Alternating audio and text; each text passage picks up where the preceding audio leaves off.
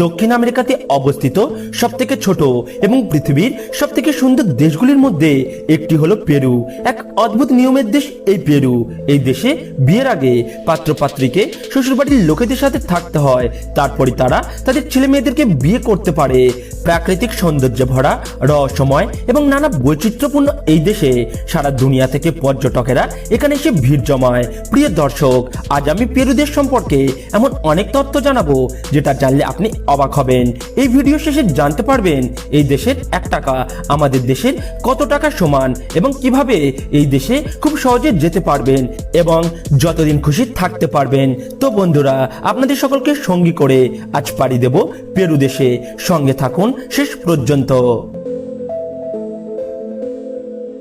Peru একটি Spanish শব্দ Peru থেকে এসেছে, যার অর্থ নদী। পেরুর আধিকারিক নাম রিপাবলিক অফ পেরু। পেরুর রাজধানী হলো এখানকার বৃহত্তম শহর লিমা, যেখানে পেরুর মোট জনসংখ্যার 1/3 মানুষ এই শহরেই থাকে। এই দেশের কিছু কিছু জায়গাতে একটি অদ্ভুত নিয়ম চালু আছে। এখানে বিয়ের আগে ছেলেদেরকে তাদের শ্বশুরের সাথে এবং মেয়েদেরকে তাদের শাশুড়ির সাথে কিছুদিন থাকতে হয়। এছাড়াও এখানে বিয়ের আগে ছেলে মেয়েরা ট্রায়াল ম্যারেজের সুবাদে অনেকদিন ধরে একসাথে থাকতে পারে, যা আমাদের দেশে শুধুমাত্র বিয়ের পরেই সম্ভব।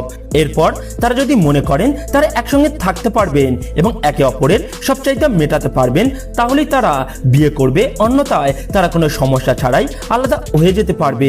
প্রস্টিটিউট বা পতিতাবৃত্তির দিক থেকে পেরু বিশ্বের প্রথম স্থান অধিকার করে আছে। এখানকার মেয়েরা প্রস্টিটিউটের দিক থেকে অন্যদের থেকে অনেকটা এগিয়ে আছে। এক গবেষণায় বলা হয়েছে এই দেশের 1000 মহিলার মধ্যেই প্রায় 100 জন মহিলা প্রস্টিটিউটের সাথে জড়িত। আর এজন্যই এদেশের মানুষকে অনেক কামুক ভাবা হয়। আপনি জানলে আরো অবাক হবেন যে এই দেশে পতিতাবৃত্তি সম্পূর্ণ বৈধ, কিন্তু এখানে কোনো রেড লাইট এরিয়া আপনি খুঁজে পাবেন না। এই দেশে একটি অদ্ভুত উৎসব পালন করা হয়, যেটা দেখলে আপনার হাসি পাওয়াটাই স্বাভাবিক। এখানে নতুন বছরের প্রথম সন্ধ্যায় বন্ধু এবং পরিবারের সবাইকে হলুদ রঙের আন্ডারওয়্যার গিফট করা হয়। এই দেশের মানুষ এতটাই কামুক যে এই দেশের জেলের বন্দীদেরকে খাবারের ঝাল দেওয়া হয় না, কারণ এখানকার সরকার মনে করেন ঝাল খেলে কয়েদিদের উত্তেজনা বেড়ে যাবে। শুকরের মাংস এবং গিনিপিগ এই দেশের মানুষের অনেক প্রিয় খাবার। এরা প্রতি বছর প্রায় 65 মিলিয়ন গিনিপিগ খেয়ে থাকে। পেরুর মোট জনসংখ্যা প্রায় 3,05,00,000। এই জনসংখ্যার প্রায় 80% মানুষ শহরে বাস করেন। এই দেশে শিক্ষিত মানুষের হার প্রায় 95% এবং পেরুতে বেশিরভাগ মানুষ স্প্যানিশ ভাষায় কথা বলেন। পেরুর মরুতে আজও অনেক রহস্য লুকিয়ে আছে। যদি আকাশ থেকে দেখা যায়, এখানে প্রায় 74 রকমের প্রাণীর চিত্র দেখা যায়, কিন্তু কেউ জানে না এই চিত্রগুলো কে বা কারা এঁকেছে। মনে করা হয় চিত্রগুলো কয়েক লক্ষ বছরের পুরানো এবং এখানকার মানুষ মনে করেন এই চিত্রগুলো এলিয়েনরাই এঁকেছেন, কারণ এত পুরানো এবং এত বড় চিত্র সেই সময়ের মানুষের পক্ষে আঁকা সম্ভব ছিল না। এই দেশের মানুষ কালা জাদুতে অনেক বিশ্বাসী। আমেরিকা উপমহাদেশের সবথেকে বেশি তান্ত্রিক এখানেই আছে। আলুর জন্য পেরু অনেক জনপ্রিয়। আপনি হয়তো জানেন না, সর্বপ্রথম আলু এখান থেকেই সারা বিশ্বে ছড়িয়ে পড়েছে। এখানে প্রায় 3000 প্রকার আলু পাওয়া যায়। পেরু এমন এক দেশ যেখানে ডলফিনের মাংস পর্যন্ত খাওয়া হয়। আপনি হয়তো অ্যামাজন বনের কথা অনেক শুনেছেন, কিন্তু পেরুর প্রায় 60% জায়গা এই অ্যামাজন জঙ্গল দখল করে আছে। পেরুতে অনেক বেশি খনিজ পদার্থ পাওয়া যায়। দুনিয়াতে সোনা উৎপাদনে পেরু 6ষ্ঠ স্থানে এবং কপার উৎপাদনে 3 নম্বর স্থানে আছে, যেটা পেরুর অর্থব্যবস্থাতে অনেক বড় ভূমিকা রেখেছে।